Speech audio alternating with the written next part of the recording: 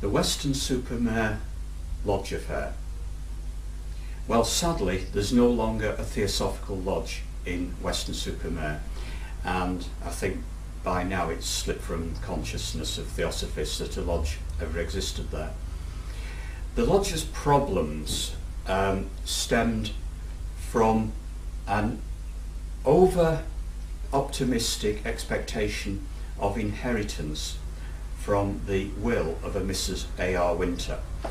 Now, I've looked through the records, and it seems that Mrs. A.R. Winter, she was a Theosophist, and she died in 1949, and she left money to the Welsh National Society of the Theosophical Society, and also to the English National Society. Unfortunately, the Weston-super-Mare Lodge, who used to meet in her house, were under the impression, sadly mistaken, that she was leaving them her house. Anyway, I have here the notes from the AGM for the Welsh National Society, the Theosophical Society, which took place on the 8th of October 1949. Now, Mr. Edwards came to this AGM from the Bristol Lodge. That's unusual, someone from another national section attending the meeting and participating, but he came for this specific reason, to raise the issue of the Weston-super-Mare Lodge. Why nobody came from Weston-super-Mare isn't mentioned. There's no explanation of that. Anyway, the write-up is as follows.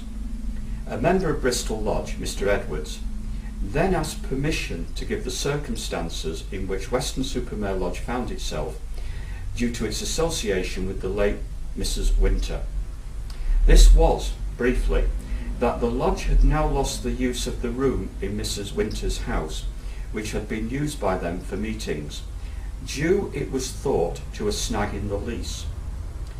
The general impression in Weston Lodge had always been that Mrs. Winter intended leaving them the house, and that she had overlooked this in framing her will. It was proposed by Miss Thomas and seconded by Miss Banks that a sum of £20 be sent to Weston Lodge to help them out of their difficulties. The motion was put to the meeting and was passed. Actually, £20, that's 1949, that's a fair sum.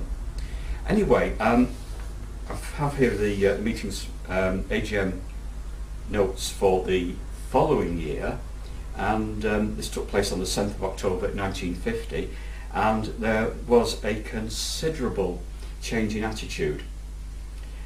The recommendation of the last annual meeting that a sum of £20 should be sent to Weston-super-Mare Lodge out of the bequest received from the late Mrs. A.R. Winter had not been acted upon by the National Council because the Council considered that the facts did not justify the gift.